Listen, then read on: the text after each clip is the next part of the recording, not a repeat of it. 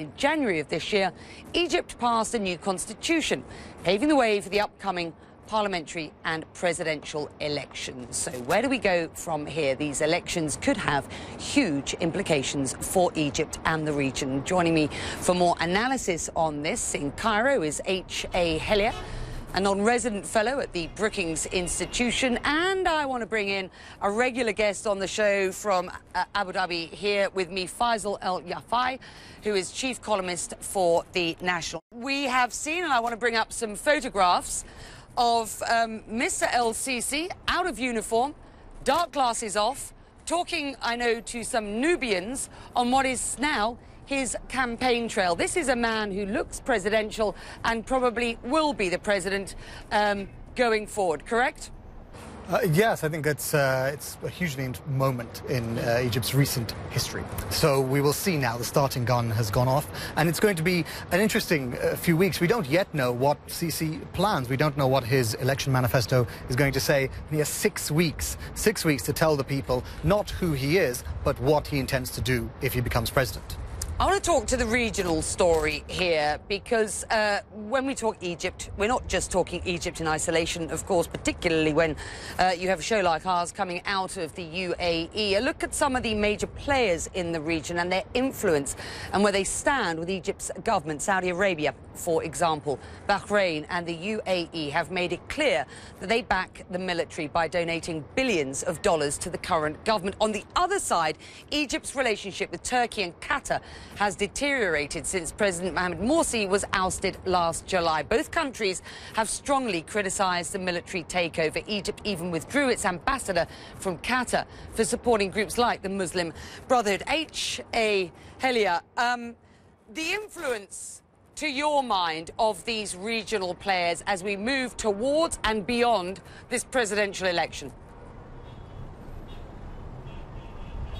I think it's very interesting. The present circumstances mean that Egypt, at least on a regional level, actually suffers from a lack of support from Turkey and from Qatar, but that's about it. Regionally speaking, the Egyptian authorities are very comfortable.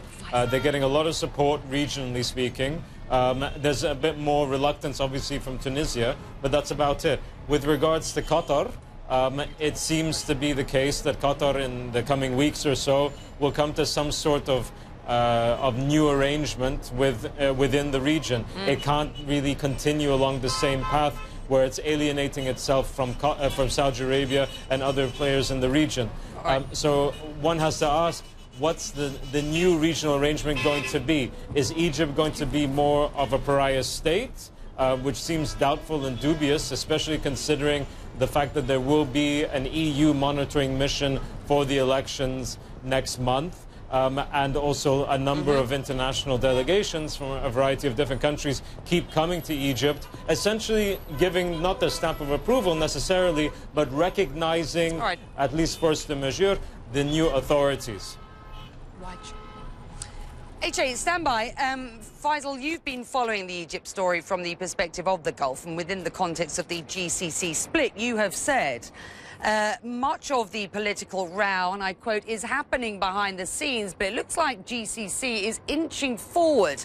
Karadawi didn't give last Friday's sermon, for example, which suggests some adjustment on the part of Doha. You can talk to who Karadawi is in a moment. How important is Qatar's support for the Muslim Brotherhood in setting the agenda vis-a-vis Cairo and the rest of the Arab world? Well, you're absolutely right to bring those two things in, because the discussion that's been occurring within the GCC about this rift between Saudi, the UAE, Bahrain and Qatar has a lot to do with Egypt. It has a lot to do with the Brotherhood over there. Karadawi is a relatively controversial speaker, but a very important one for Qatar, and he's made some comments that the UAE and the Saudis have not liked. The fact that he didn't appear last Friday suggests that there is a thaw happening. More importantly is something that the Deputy Foreign Minister of Kuwait, which is sort of mediating among the GCC, said. He said that he thinks he might see in the next couple of weeks the return of the ambassadors from these three countries to Doha.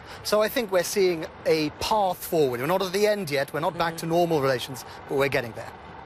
HA, you've talked about how an El Sisi presidency will be viewed by the international community. You say El Sisi will be harshly criticised by most Western media, but on a governmental level, he doesn't have much to worry about. Most Western governments, you've certainly said ahead of this show, will tolerate Mansi, and he'll have an easy ride. There might be some pushback from the EU, but it won't be very harsh.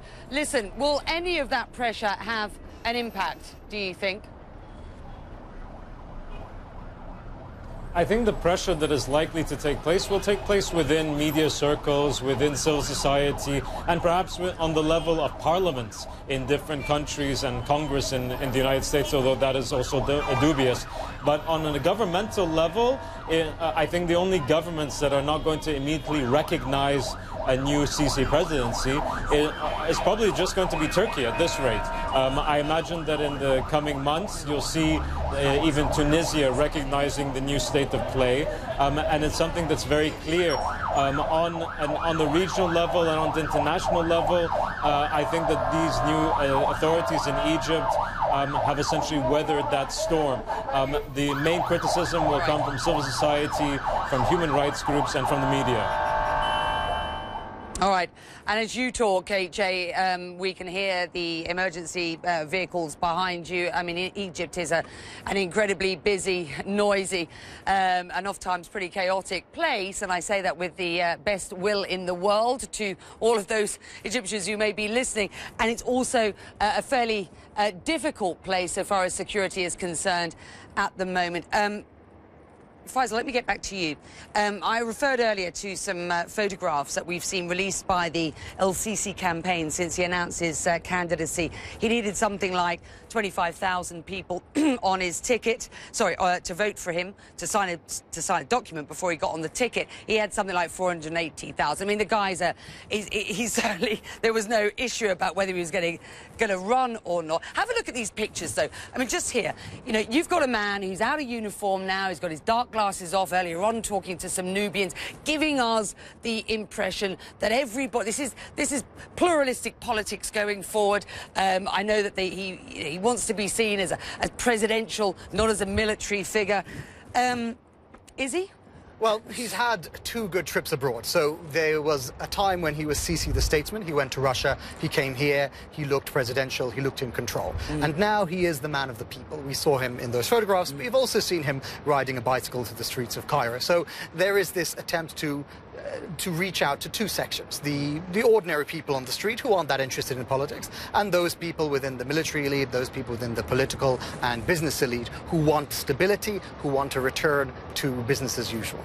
H.A. Hellyer and Faisal, as ever, was a pleasure to have you here. And sir, in Cairo, thank you very much indeed. And you can follow the Egypt story and all of the other news, of course, as ever on CNN. That's CNNArabic.com, showcasing the best of our global news gathering with a special focus on the ever-changing region. CNNArabic.com. Do join what is a global conversation.